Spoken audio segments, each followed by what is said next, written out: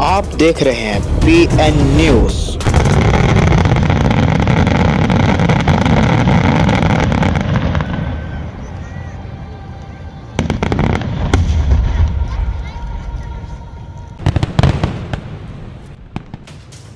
خبروں کے سلسلے کو آگے بڑھاتے ہوئے خبر آپ کو دیں گے۔ سانگڑ سے رپورٹ کر رہے ہیں بیورو چیف محمد اسلم مری۔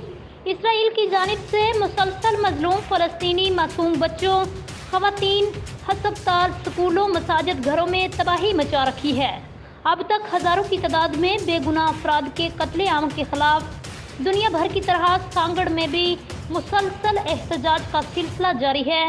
آج شیعہ علماء کونسل کی اپیل پر اسرائیلی جارحیت کے خلاف احتجاج کیا گیا۔ اس موقع پر مقررین نے اسرائیلی جارحیت کی شدید الفاظ میں مذمت کی اور شدید نعرے بازی کی۔